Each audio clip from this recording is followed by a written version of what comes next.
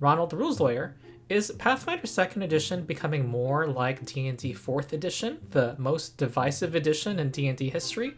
Well, I wouldn't mind, and in fact, Pathfinder already borrowed a lot from D&D 4e, and I would argue in the last couple of years has been increasingly moving in a 4e-like direction.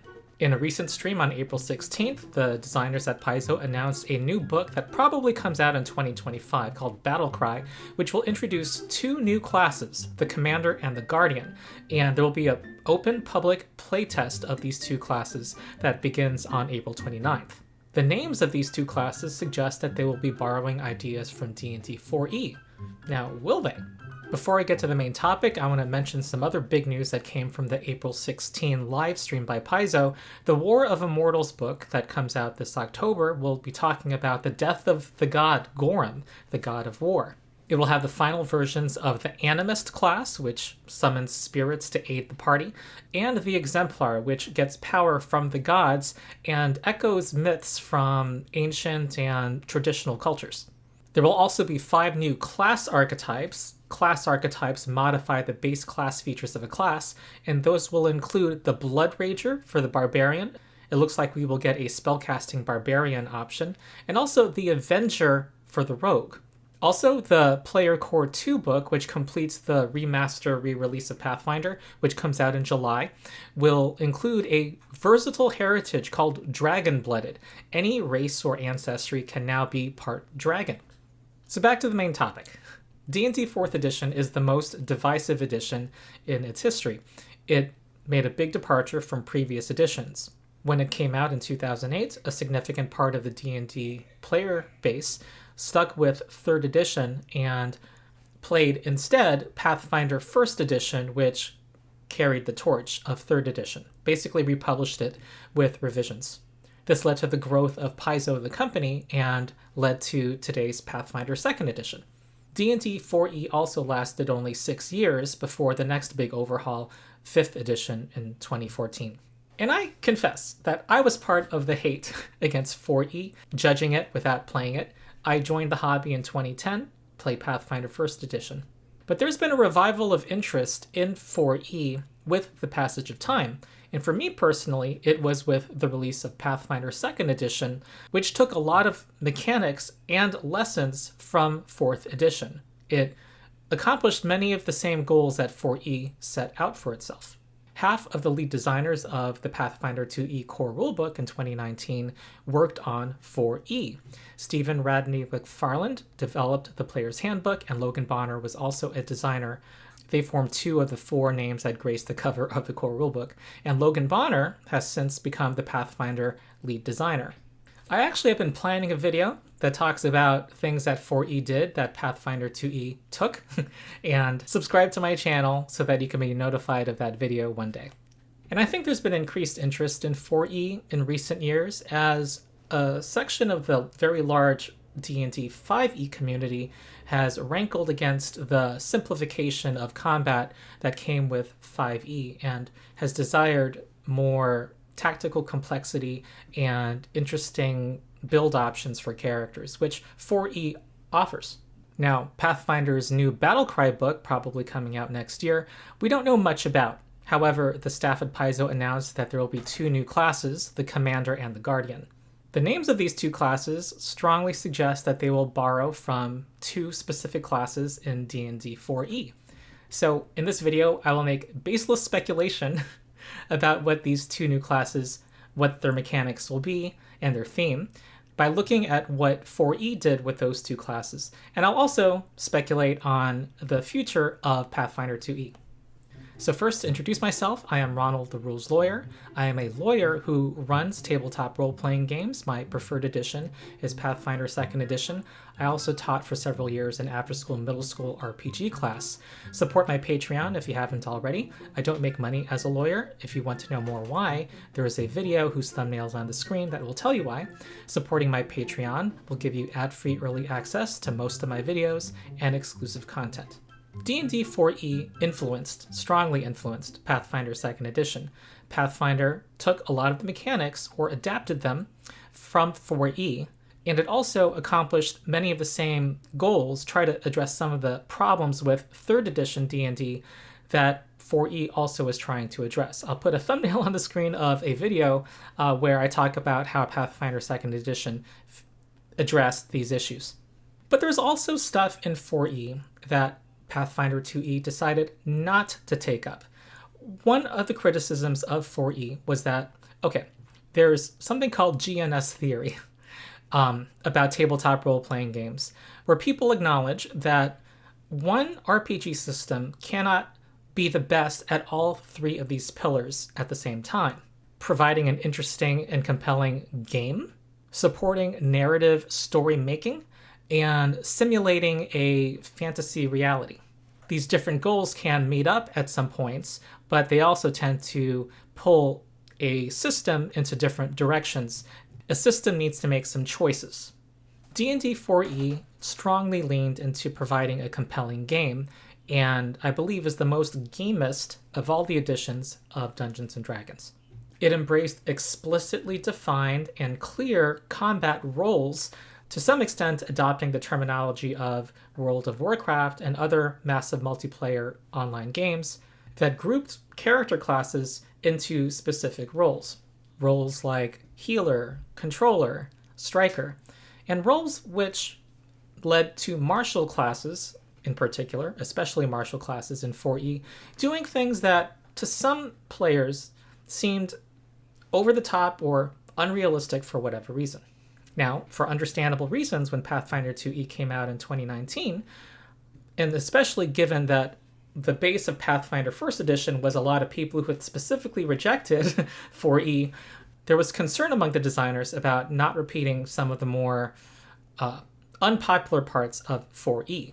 The playtest for Pathfinder 2E in 2018 actually had a mechanic that was more reminiscent of 4E than what eventually became the final version, a mechanic called resonance, based on a character's charisma attribute that represented that character's ability to benefit from magical items and maybe other magical effects, I'm not quite remembering, over the course of a certain day. This meant that healing potions in the Pathfinder 2E playtest, you could only benefit from so many of them in a given day. This actually was how healing potions worked in D&D 4th edition. In D&D 4E, you had a daily resource, a number of healing surges, it was called, that let you restore hit points, and what a healing potion did was allow you to spend a healing surge for a single action, even in the middle of combat. Resonance was very divisive in the playtest, and that was probably the biggest complaint about it, that why could you not benefit from healing potions more just because you had X amount of healing potions earlier today? Now, in this video, will I jump to conclusions and make broad generalizations? Of course, this is the internet!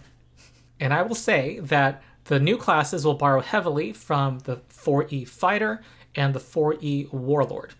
I will also say that the designers at Paizo seem more open than previously to step into more 4E-like territory than before. And I would also argue that they already have kind of been doing that over the last couple of years, and I'll say more on that at the end of the video. I have about 5 sessions worth of experience running D&D 4th edition. In 2022 and 23, I ran the system for a number of friends. They were all veterans of Pathfinder 1st and or 2nd edition, and they were really excited about the system. And they were really excited about all of the powers that they could choose from. This game is so sweet. Like, I have no clue what I'm doing, but I'm already, like, pogging. So I prepared it. Am I allowed to say shut something? up! And from that experience, it made me realize that there is some unexplored design space for Pathfinder 2nd edition that I think could be explored more. Particularly abilities that martial classes could take that allowed them to fulfill these 4E's gamist combat roles more strongly, the striker role, the leader role, and so on. Now, before I continue on my path of speculation, I will make clear that I have no insider information. I could be completely wrong in my assessments here. This is for fun and speculation, and also I hope to spark discussion and generate ideas. It helps all of us to look at how 4E created a compelling game that current and future editions of D&D, Pathfinder, any RPG, what have you, that is combat-based, can learn from. Before I dive deep into these classes, I want to note that I don't prescribe adopting anything wholesale from these two previous classes into Pathfinder 2E. They have their place within 4E's system, and I'll state my caveats more specifically when things come up. All right, so one of the new classes is called the Guardian, and we know virtually nothing about it besides its name and the fact that Michael Sayer, one of the designers of Paizo, called it the beefy and heavily armored Guardian. This very much screams 4E's Fighter, which came out in the First Player's Handbook. It is the vanilla martial defender for 4E, and defender is one of the 4 defined roles. Defenders have the highest defenses in the game and good close-up offense. They are the party's frontline combatants. Wherever they're standing, that's where the action is. Defenders have abilities and powers that make it difficult for enemies to move past them or to ignore them in battle. Now, many Pathfinder players will read this and think, hey, we already have this in the Champion class. Champions, at least those with a good alignment, which, by the way, alignment's being removed from the game. Champions are being remastered in Player Core 2, which comes out this summer. But champions, as they exist at the time of this video, if they are good aligned, have a reaction. When a foe within 15 feet damages one of the champion's allies, the champion can negate some of that damage and do something else that's beneficial. Sometimes attack that enemy, give the ally free movement, what have you. This has the effect of motivating that monster to focus their blows against the champion next. That is very defendery. Meanwhile, the champion has good hit points and good defenses.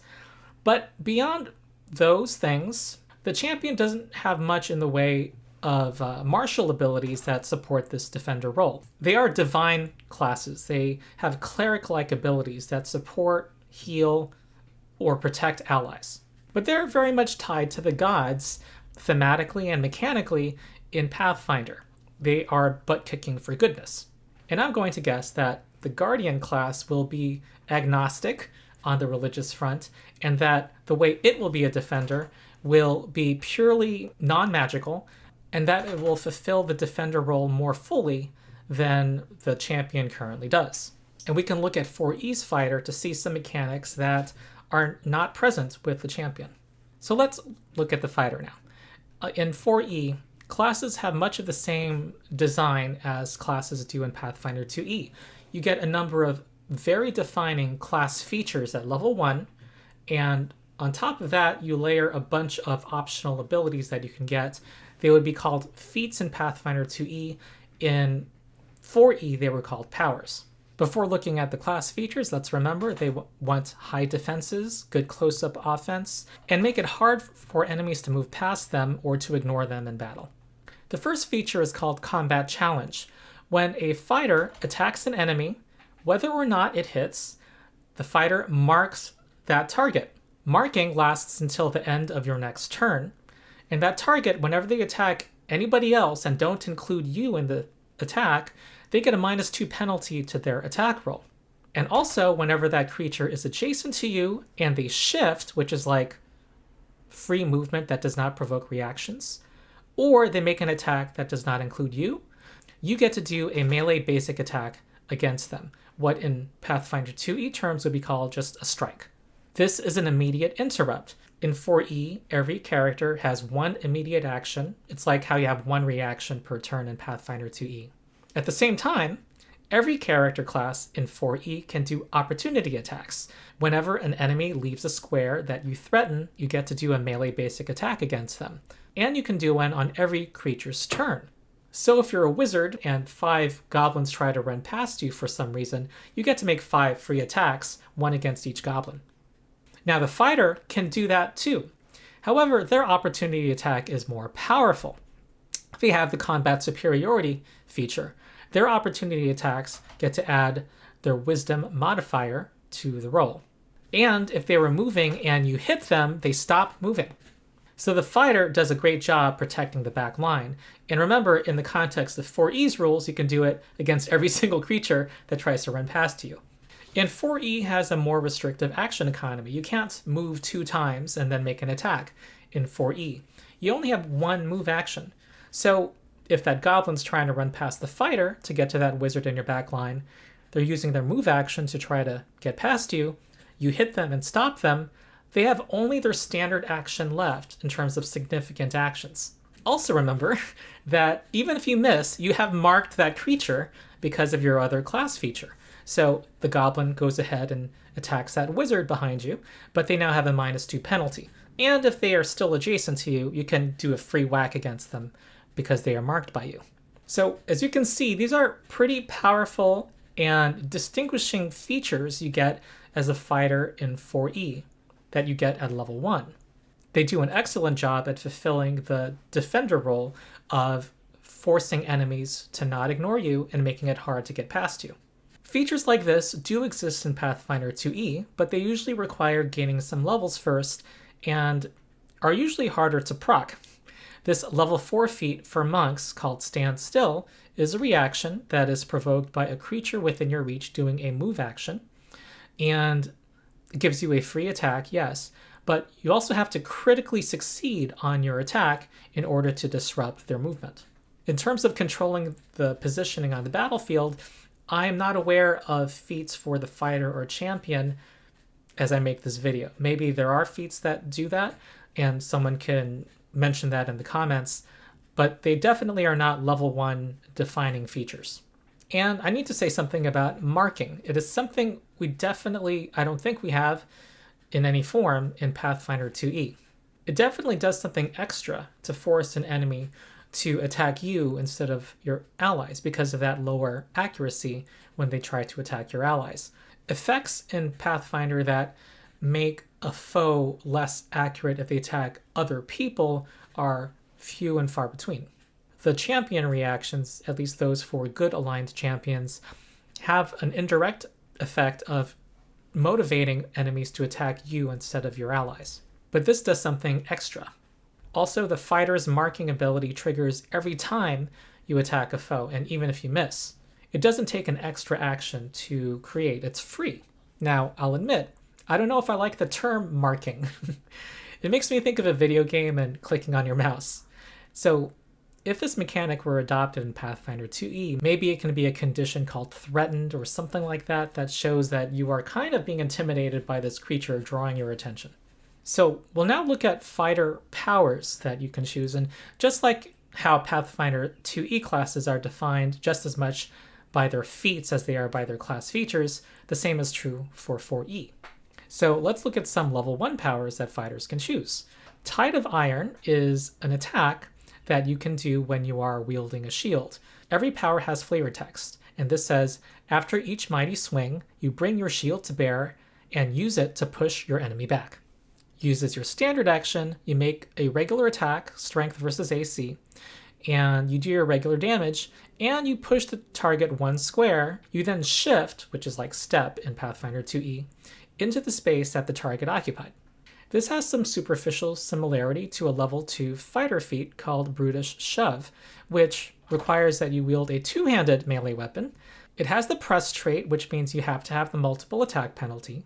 And if you hit, you automatically shove the creature. Also, so long as you don't critically fail, you make that creature off guard. Both are very great abilities. However, I would point out that Tide of Iron synergizes with the 4e fighter's class features. Let's say you were a fighter adjacent to a wizard, and there's an orc in your faces.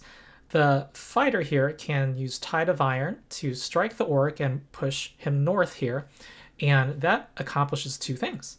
In addition to dealing good old damage, that orc now needs to move in order to strike the wizard. And just like in Pathfinder 2e, moving costs an action, one of your precious actions in 4e. In Pathfinder, the orc could take the step action and move right here, the space I'm highlighting, without provoking a reaction. However, the 4e fighter has marked that orc and has a special immediate interrupt if the orc tries to shift into that space. The fighter can attack it. Let's say the fighter's turn started with them in this position, and the fighter does Tide of Iron and pushes the orc this far north. The orc only has one move action, and shifting only takes you one space over. So the orc will need to do a regular movement to the wizard. That will trigger the fighter's opportunity attack, which, if it lands, will actually stop the orc's movement, and the orc will end its action right where it is.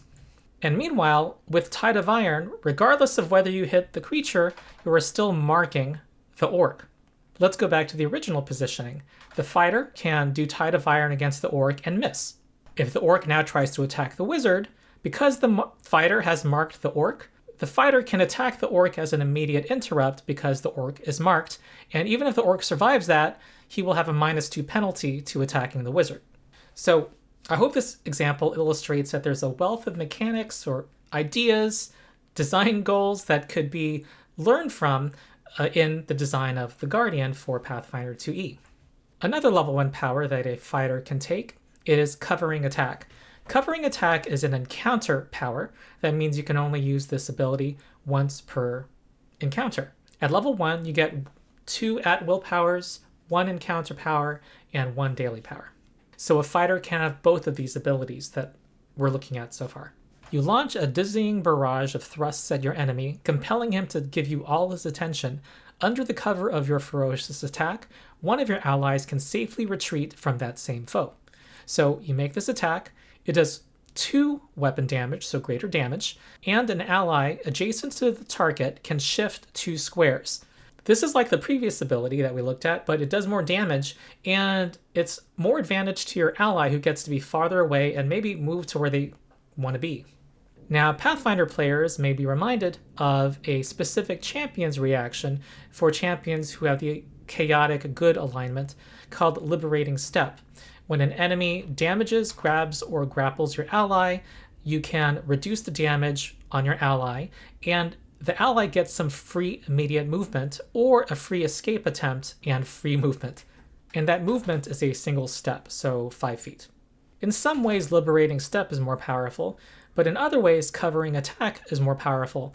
Most significantly, it can be done proactively by the fighter/guardian. You don't have to wait for your friend to get wailed on in order to do your special thing. And remember, you're also marking the enemy regardless of whether you hit. Even if you miss, that foe will have more reason to attack you instead of the ally. You are drawing threat without them ever making a strike against your ally, possibly. I'm now going to showcase higher level powers that 4e fighters can get when they level up. And I will share an observation at this point that nearly all of the classes that I saw, at least in the first player's handbook, nearly all of their powers above level 1 are encounter powers or daily powers. Daily powers you can only use once per day. So in general, 4e decided to have more dramatic and more powerful abilities that had cooldown timers. I don't think Pathfinder 2e will go that route, especially for martial characters.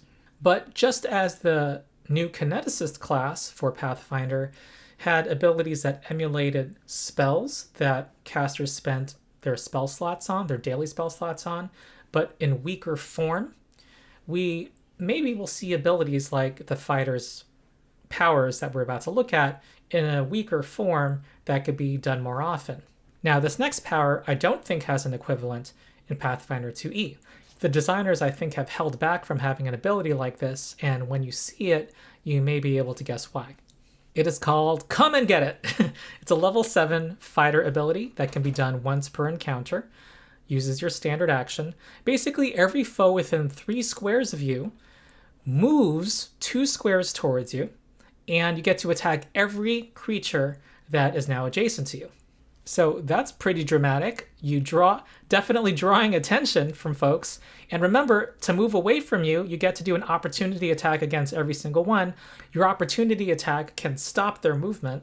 You're also marking every foe. Even if you miss every single foe, you have marked all of them and have a special immediate interrupt, and they have a -2 penalty to attack anyone else but you.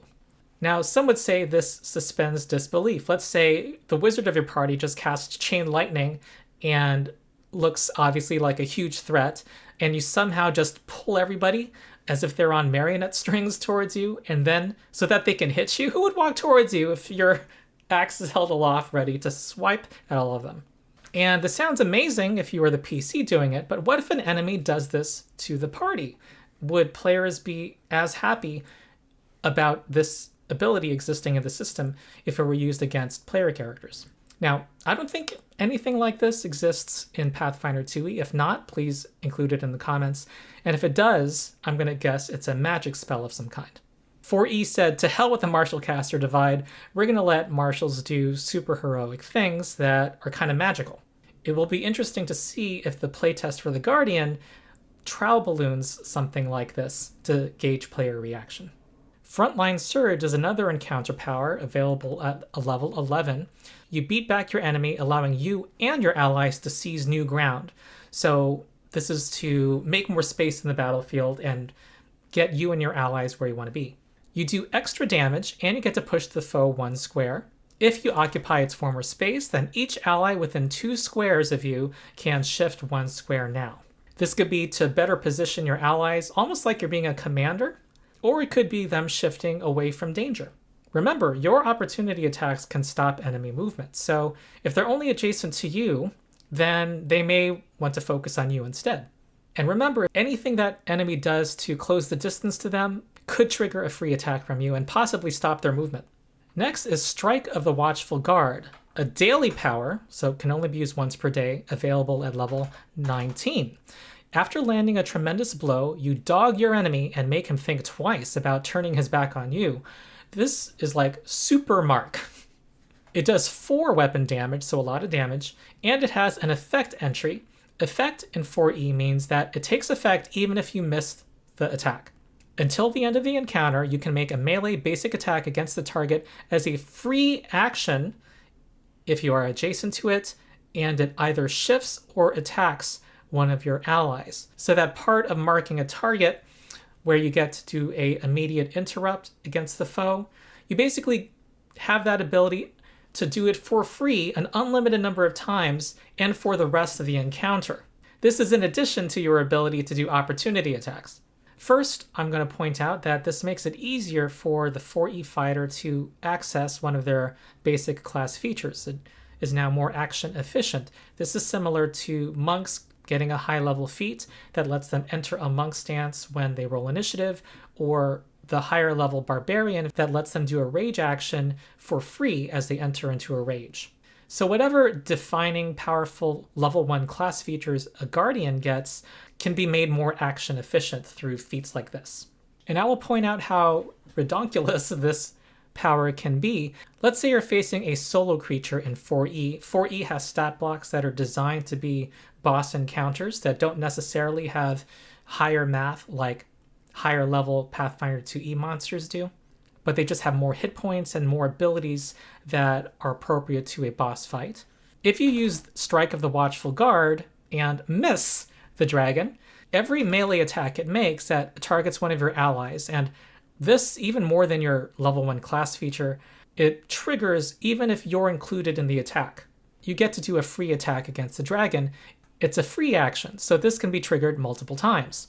Nearly everything is an attack in 4e, by the way. If that dragon uses its breath weapon against your allies, then that is an attack as well. You get to do a free attack against the dragon. This solo creature also has triggered actions that have different triggers. So every one of those attacks you can react to as well. You can have a turn where you make 1 attack against the dragon and make 3 free attacks against the dragon because of this power. And if the dragon then tries to move away, you get an opportunity attack against the dragon. You can make 5 attacks against that dragon that turn. Meanwhile, all of these attacks, it will want to include you if possible, or else it will get a -2 penalty. Our last fighter power that we'll look at is a level 27 power, Indomitable Battle Strike. This can be used once per encounter. You will not be denied your enemy's blood, and other foes that witness your savage attack know the ill fate that awaits them. Basically, you make an attack, and even if you miss, it has an effect entry. All your enemies within 10 squares of you are marked until the end of your next turn. So this is now an AoE version of one of your key class mechanics. They all have a -2 penalty to their attacks if they don't include you in the attack. This is a stronger area debuff than anything I'm familiar of in Pathfinder 2e, at least for martial characters. You might impose the frightened effect on a bunch of foes, but those usually involve a saving throw, and they would not operate like marking does in 4e, where they're only less effective when they attack your allies. Before we close out this section on the fighter, I want to say that in my play experience, marking seems like a cool mechanic, and it is, but it does give you more to track. If multiple party members can mark a foe, you have to have different markers for each of your party members. It's also more fiddly than, say, the frightened condition in Pathfinder 2e because it's selective. So it leads to more complexity in play, but it really enables that defender combat role to be expressed. Now we're going to look at 4e's Warlord, which the new commander class, from its name, probably is going to borrow from. And there is probably going to be a lot of excitement about this. It's a very popular class in D&D 4e, and for years, D&D players have been clamoring for something like this in 5th edition, and Pathfinder players have wanted something like this in Pathfinder. The Warlord in 4e is defined as a leader, and the leader role inspires, heals, and aids the other characters in a party. It has good defenses, but their strength lies in powers that protect their companions and target specific foes for the party to concentrate on. The word leader only is about a combat role. It does not mean you are the party spokesperson or that you are the leader of the group. Pathfinder players know that there already is an archetype called the Marshal. Marshals have an aura, a Marshal's aura that's 10 feet in radius that confers bonuses to allies. It can be passive bonuses or active abilities that you can take to bolster an ally within your aura. There are feats within the Marshal archetype feat tree that let you give actions to your allies, such as Cadence Call, which makes all of your allies quickened that turn. The free action can only be used to stride, and they are slowed the following turn. It has its situational advantages. A higher level feat available at level 14 lets that free action be a strike action and removes the slowed penalty on the following turn. A level 8 feat, if you spend one action, you prompt an ally to immediately stride. If you spend 2 actions, you prompt that ally to make a strike. That strike probably doesn't have the multiple attack penalty. That ally has to spend their reaction to do this, however. Now, when our group was trying out 4e, people in the comments were calling the martial archetype in Pathfinder the Diet Warlord or the Warlord Light, which intrigued me, honestly. I was like, wow, the Marshal's already pretty cool, and I wanted to see for myself what the Warlord could do. So we're actually going to look at what the Warlord does here, and I will open by saying that there's only so much you can do with an archetype in Pathfinder, because archetypes by their very nature, they can only replace class feats, and a lot of your most powerful things that you get in Pathfinder come from your level 1 class features. So a martial archetype can only give so much ability. And just as some classes have strong level 1 class features that others can only get with a high level feat if they take an archetype in that class, if they can get it at all, something like a Monk's Flurry of Blows is only available as a level 10 monk archetype feat, then there are theoretical abilities that the commander class in the playtest can get at level 1 that could not be put into the martial archetype. So let's start with the Warlord's class features. First, I'll point out that after strength, which your attack powers rely on, you want to have a good intelligence and or charisma. The Warlord is basically bringing their smarts or their personality to bear to lead the party. Meanwhile, Michael Sayer in the stream said that the commander was intelligent and clever. One Warlord class feature is basically to give yourself and all of your allies within 10 squares a +2 power bonus to initiative rolls, so there's that. The Commanding Presence class feature gives the level 1 Warlord one of 2 choices. It's a special ability that triggers when an ally spends an action point, and I will now explain action points. Action points you can spend as a resource in 4e to do an extra standard action on your turn. You start every adventuring day with 1 action point. and you gain another action point for every 2 encounters. If you choose Inspiring Presence, when an ally spends an action point, you get to heal them, give them more hit points, equal to 1/2 your level plus your Charisma modifier. If you choose Tactical Presence, when your ally uses that action point to make an attack, you get to give them a bonus to their attack roll equal to 1/2 your Intelligence modifier. The first one is bolstering people with your leadership, and the second one is giving them tactical guidance in combat. It's almost like some investigator abilities in Pathfinder, using your intelligence. The next class feature gives you a once per encounter special ability called Inspiring Word that lets you heal a party member. And this, just like the Inspiring Presence ability above, shows us that hit points are not meat points in 4E. It basically is an abstraction of both your physical toughness and your fighting morale. You call out to a wounded ally and offer inspiring words of courage and determination that helps that ally heal. They get to spend a healing surge and regain an additional 1d6 hit points, which scales up as you level up. They have to be within 5 squares, which also scales up. Now, a healing surge is a limited daily resource that each character has. And every character can do something called Second Wind, spend a standard action to spend a healing surge. However, this doesn't cost them any actions, gives them an additional 1d6 hit points, and for you, it only costs your minor action. That's the third type of action and the most minor of the 3 kinds of actions you can take in 4E. There's standard, move, and minor. This is the 5E healing word spell done right. I think bonus actions are whack, and I did a video on that. Now, non-magical morale hit points is not a new concept in Pathfinder 2E, and I believe it's not new in 5E. It's just that in Pathfinder, instead of being expressed as direct healing like it was in 4E, it usually is represented as temporary hit points. So you have effects like the Zealous Conviction spell, a 6th rank spell in Pathfinder, that instills your allies with unshakable conviction and zeal and gives each of them 12 temporary hit points. Temporary hit points are depleted before your regular hit points, so they act like a cushion.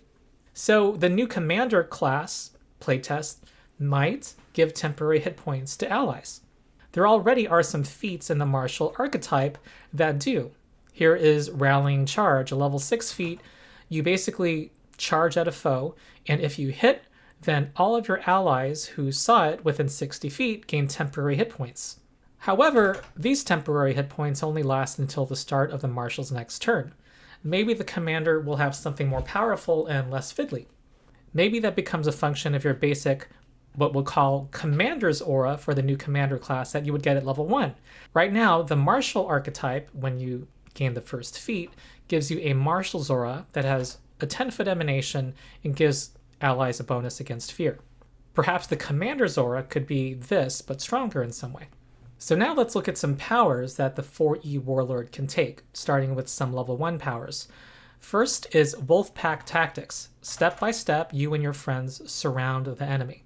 When you make an attack against a foe, you let one ally who is adjacent to either you or the foe shift 1 square.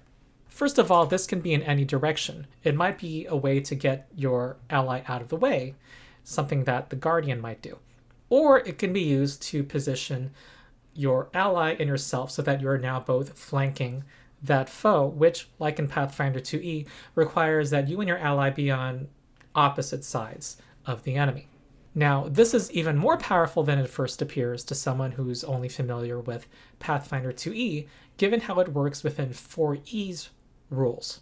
In 4E, flanking a foe, just like in Pathfinder, gives you an effective +2 to your attack roll if the foe does not already grant combat advantage, which is 4E's term for Pathfinder's off guard. Let's say in this picture that Valeros is the Warlord.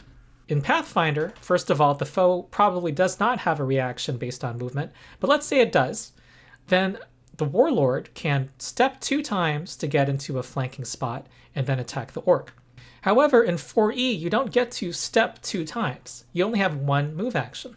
You have to specifically use a normal movement to get to that flanking spot. Also, every creature in 4E can do opportunity attacks and can do an opportunity attack on every enemy's turn. With Wolfpack tactics, the fighter can shift here and then use this ability to shift the wizard into a flanking spot.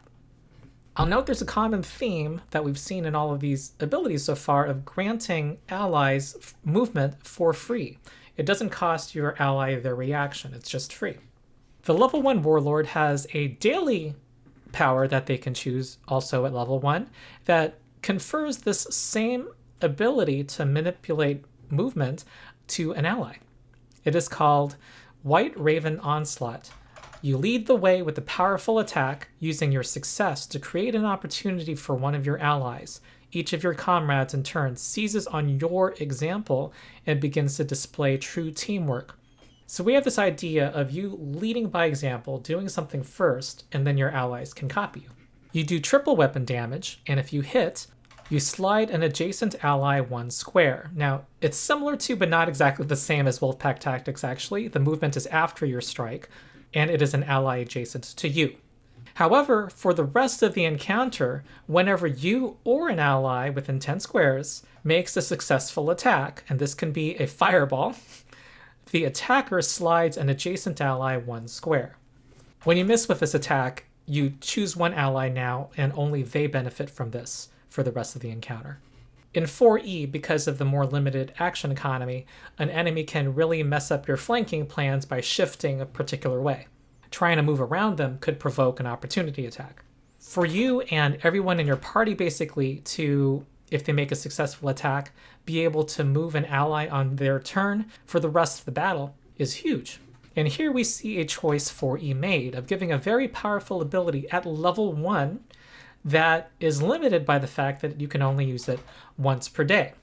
And we'll now survey some other powers that the Warlord can choose. And honestly, when I was going through these, I thought, well, a lot of these are kind of previewed by what the martial archetype provides. I don't think I have many big revelations beyond what you'd get by looking at the martial archetype. We see powers that grant allies a new chance to get a saving throw against any ongoing negative conditions, that give allies hit points, or prompt an ally to take an action.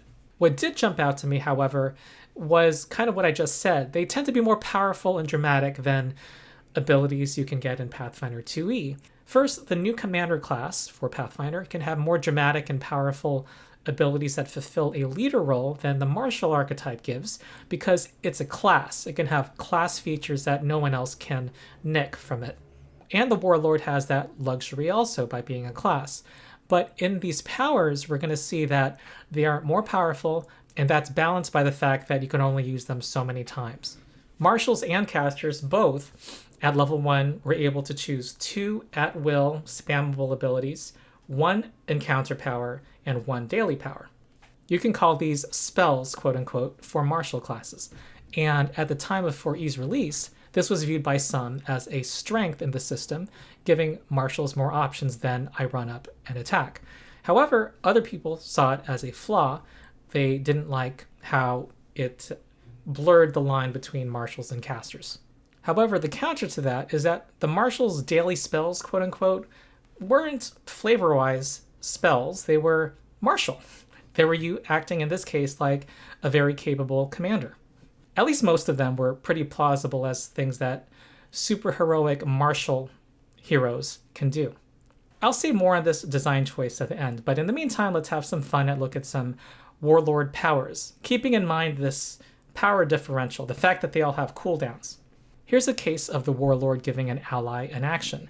It is a level 1 ability that can be used once per encounter called Hammer and Anvil. You land a ringing blow against your foe, inspiring a nearby ally to strike a blow of his own. If you hit the foe, and by the way, this is against their reflex defense, not their armor class, then an ally adjacent to the target gets to make a melee basic attack as a free action. And they get to add your charisma modifier to their damage.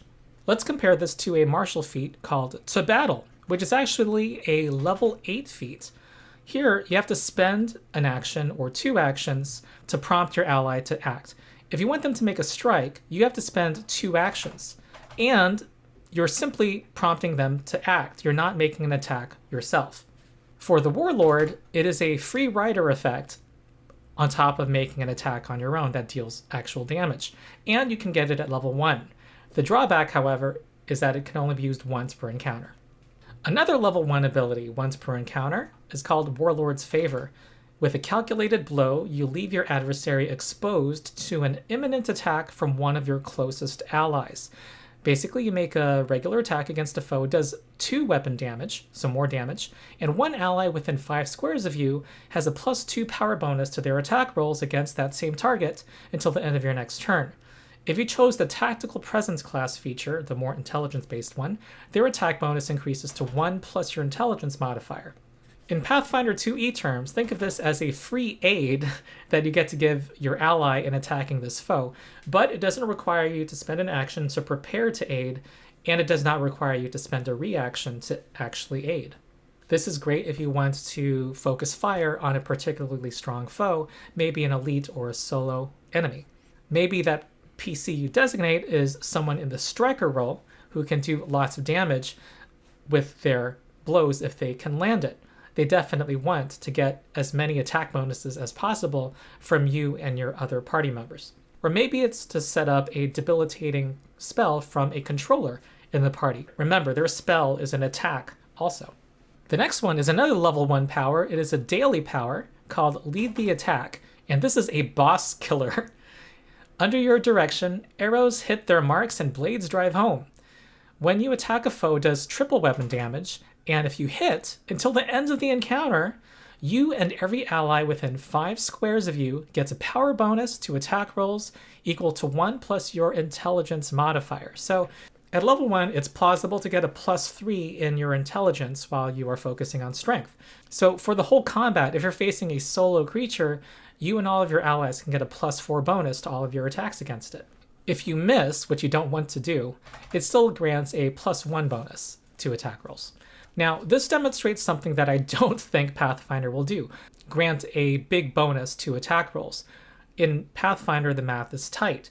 There is a 4 degrees of success system where exceeding the target number by 10 or more makes it a critical success. You cannot be giving bonuses out willy-nilly. But here, the concept we are seeing is that the Warlord, maybe the Commander class, can make the entire party more effective against the foe because they are rallying the troops. This doesn't have to be expressed in a once per day ability. Maybe it is something that the commander can begin and sustain with an action per round. Maybe this could be like the Bard cantrips that increase the entire party's accuracy against a foe so long as the character is sustaining the effect or spending an action. Okay, now we get on to powers above level 1. First is Lion's Roar. This is a 7th level power that is once per encounter. With a blood-curdling roar, you swing your weapon in a wide, sweeping arc that breaks through your enemy's defenses. The blow reinvigorates you or one of your allies in need. You swing against a foe, you do double weapon damage, and regardless of whether you hit, you or an ally within 5 squares gets to spend a healing surge. You still have your class feature, Inspiring Word, so this gives you the ability to heal 2 times per encounter now. And this is a free rider while you are still kicking ass and dealing damage to the enemy. At level 9, there is a daily power called Iron Dragon Charge. Like a rampaging iron dragon, you hurl yourself at your adversary, landing a terrific blow that inspires your allies to charge as well. Basically make an attack, and you must charge as part of the attack. You must travel at least 2 squares while doing so. Using the special charge action, you get +1 on your attack roll. You get to do triple weapon damage, and regardless of whether you hit, until the end of the encounter, you can, every time you charge a foe, use an immediate reaction to prompt an ally within 5 squares of you to charge that foe also. This is very useful against a foe that can retreat from the party repeatedly for whatever reason, or attacking a chain of foes. Here's a level 10 daily power, Ease Suffering. As a minor action, you get to make all allies ignore ongoing damage, persistent damage, on any turn that they start next to you. So if they're on fire and taking ongoing damage, if they stand next to you and you use this ability earlier than encounter, they don't burn. Here's a level 13 encounter power. Beat them into the ground. You sweep the legs out from under your adversary and knock him to the ground with a mighty overhead swing. Your allies, inspired by the sight, follow suit. So once per encounter, you make an attack against someone's fortitude defense, you do 2 weapon dice of damage, and you knock the enemy prone. And every ally within 5 squares of you gets to make an attack against one target that, if it lands, does not do damage, but knocks that enemy prone. And it's a free action for all of them. Now, standing in 4E does not provoke a free attack like it does with Pathfinder 2E from someone who has the appropriate ability, but being prone is just like being prone in Pathfinder. It has similar penalties. Here's a level 19 ability, a daily ability, Victory Surge. Victory's within your grasp. So with a mighty roar, you push your allies to seize every opportunity and fight like never before. You make an attack against a foe.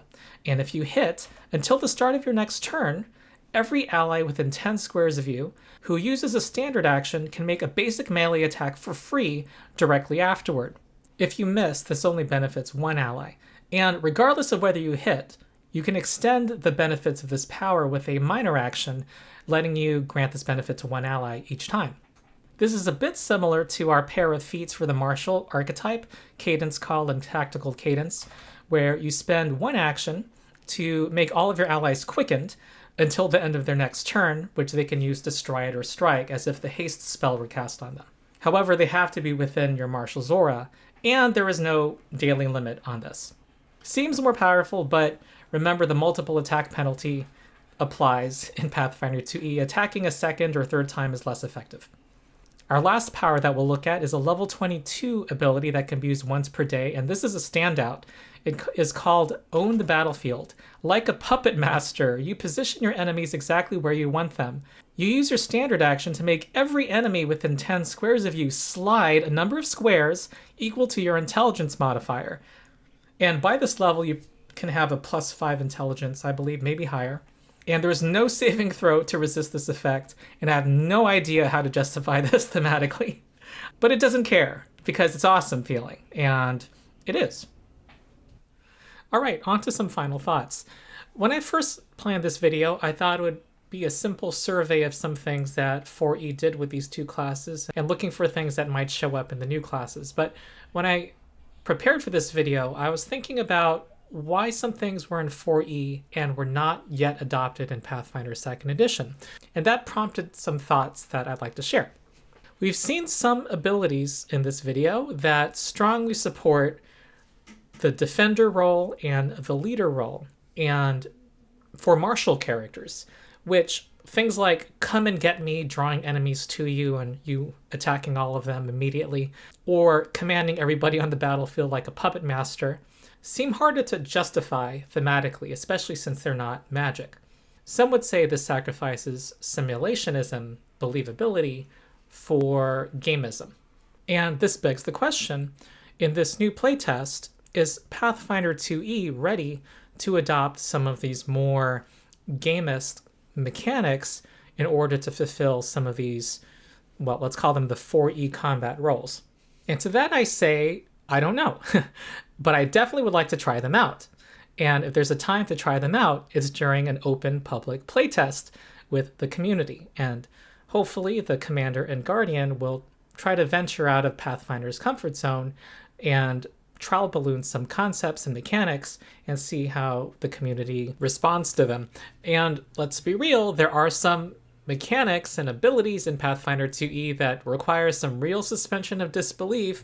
Let's look at battle medicine, for example. Spending a single action to use your medicine tools to repair, let's say, a great sword slash against an ally, which, by the way, does not have the concentrate trait. So a barbarian with a great sword that uses both of their hands can use battle medicine. You simply have to be wearing a healer's toolkit in order to do this.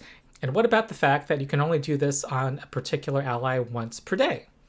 How do you justify that? Isn't that similar to the once per day daily powers of 4E? And we have super heroic things that martial characters can do through class feats and skill feats in Pathfinder. Feats like Catfall, once you become legendary in acrobatics and have the skill feat, you can fall any distance. You can fall from outside the atmosphere of your planet and take no damage. Well, maybe you'll take damage on the re-entry heat, but take no damage from falling at least. You land on your feet. And what about the rogue level 18 feat, Implausible Infiltration, where you spend 2 actions to squeeze through a wall and end up on the other side. And if you have a climb speed, you can squeeze through a ceiling. Pathfinder 2e at the higher levels has a level of gonzo-ness that I think actually exceeds what high level 4e has, at least from my superficial skim. So given that we already have a high fantasy game, maybe there's more room and acceptance of more gamist mechanics for martial characters in Pathfinder. Another thing we observed looking through these 4e classes was that there were some more dramatic, more powerful abilities. However, they also operated on cooldowns. You couldn't spam them. They were either once per encounter or once per day. The fact that they were less spammable made it possible, game balance-wise, to make them more powerful. Some of the powers we saw from martials were like once per day spells that had an awesome effect that lasted an entire battle. Think of a mass haste spell in Pathfinder 2e, something like that. Generally, Pathfinder has avoided giving martials once per day combat long buffs. One to, I think, serve verisimilitude, believability, because why would you not be able to do it more than once per day? But also, I think, to avoid the adventuring day problem where the party uses all their resources and now is significantly weaker and now needs to take a full night's rest in order to remove this big limitation on their ability. Pathfinder 2e wanted to make the party's power more predictable throughout the adventuring day, however long it is, so that the encounter balancing system could be more reliable. And so martials in Pathfinder 2e tend to have at-will abilities, spammable abilities, that, because of that fact, tend to be less powerful than the things we saw in this video. However, in the last couple of years, we've seen the designers at Paizo do things that allow for more powerful abilities to happen that are not spells and don't have a daily limit on how often you can use them. And it's able to do this because it has the luxury of the 3-action economy, and making more powerful abilities require more actions. In 2023, Pathfinder released Rage of Elements, which introduced the Kineticist class, someone who manipulates the elements like benders in Avatar: The Last Airbender. But they have a whole variety of abilities, some quite powerful and resemble spells that require using all 3 of your actions on your turn, and some, moreover, have the overflow trait. When you use those powers, you have to lose your kinetic aura that empowers your kineticist abilities when you complete the power. And getting your aura back requires spending an action on a subsequent turn in order to do so. The Kineticist was very well received by the Pathfinder community, although I would argue that a few powers are overpowered. And the final product of the Kineticist is actually quite like a 4e class, where you have abilities that are like spells in their variety and their impact and their theme, but they're not spells in the traditional D&D sense. You're not spending a finite number of daily spell slots in order to power them. You can, in theory, do your kineticist abilities over and over and over and over and over and over and over again. The comparison to 4e is definitely true with 4e's at-will abilities, but they also are kind of like encounter abilities because you need to put a lot of actions into doing your more powerful things. You have to spend more action points, and so you can't just use them willy-nilly. Instead of tracking whether you've used this powerful ability at this encounter or on this particular day, you are moment to moment, round by round, tracking your action point economy. In this year's new book, War of Immortals, we'll see the Animist and the Exemplar, and if the final versions of those classes are like the playtest versions. They both have powerful abilities that require you to spend actions to alternate between. The Animist has to spend actions to switch from one spirit to the next, the Exemplar spending actions to go from one icon to the other. So maybe, just maybe, in the new Battlecry playtest this month, we will have two classes that use the 3-action economy to let you have more dramatic, powerful abilities as a marshal, but you have to manage your action economy in order to have those effects. Or maybe they will use focus points, which is something that's already in the system, but they don't necessarily need to be focus spells. They can use that resource to do non-spell things. Why not? Another thing we saw in our tour today was that there's a lot of abilities that reposition creatures. Although in 4E everybody has opportunity attacks, and so that tends to make combats more static, that is countered by the fact that there are so many abilities that shift creatures around the battlefield and do not provoke opportunity attacks. A lot of these abilities affect allies or enemies, and they allow you to avoid those opportunity attacks, to take allies out of danger. Maybe you're trying to set up a big AoE effect against the enemy, or moving allies to set up your attacks, maybe with setting up flanking. You can do so many things with movement in a tactical game like 4E or Pathfinder. And in my few sessions of running 4E, I saw, it was kind of fun to have all these abilities to manipulate where people are on the battlefield. In Pathfinder 2E, there are fewer opportunity attacks. However, moving costs an action, and so moving people around is still very valuable. And there are some foes that have nasty reactions that you don't want to provoke, or who have multiple reactions. So I think it would be cool for the Guardian or the Commander to have more abilities that reposition creatures. Another thing I saw from my experience with 4E and looking through these powers is that there tended to be more interactions, things to track, like marking, for example, is something you want to remember about a creature when its turn comes up because it will affect its actions. Also, there's many powers that give a free action to an ally. There's more things going on, period.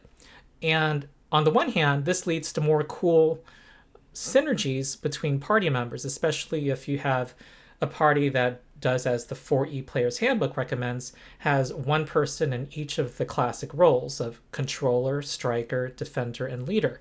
Expressing those roles allows for a lot of great teamwork moments. But on the other hand, it does lead to more complexity, more things to track, and more things that can happen on a given turn. It's a double-edged sword, and it also, I think, was one of the common complaints about gameplay in D&D 4E, especially since they never were able to launch a digital virtual tabletop for 4E like they originally planned. However, fortunately for Pathfinder 2E, there is excellent support among virtual tabletops, the most popular one being Foundry. However, just as high-level Pathfinder 2E, from my experience, is not for everybody, having more complexity of this nature may not be for everybody either. So that's another consideration. And my final word is that I can be completely wrong with this video and in my predictions of what the Commander and Guardian will show us in their playtests. However, if that's true, I still think this video is valuable as a way to learn more about what D&D 4E did and to not dismiss it prematurely and judge it negatively without taking a serious look, because it did a number of things right, so right that they were taken up by Pathfinder 2nd Edition, and I think have led to some of its best aspects. A lot of the complaints and premature judging of 4E have, to some degree, been leveled against Pathfinder 2E by some people who don't give it a chance either. And regardless of whether we see some of these mechanics or ideas in the upcoming playtest, it is food for thought for an upcoming future Pathfinder edition or a new edition of any high fantasy heroic tabletop game. So that's it. I've been Ronald the Rules Lawyer. I plan to cover the new playtest when it comes out, so if you're interested in that, subscribe to my channel. Also like this video, of course. If you haven't yet, support my Patreon. You get early access to many of my videos, ad-free, and exclusive content. And also join my Discord. We are now over 5,000 people. We talk Pathfinder 2e and other gaming. And also, if you want to play Pathfinder 2e, we have a drop-in, drop-out, and free organized play system called Endless Tale Tavern that you'll want to check out. So that's it. I have been Ronald the Rules Lawyer. I'll see you next time.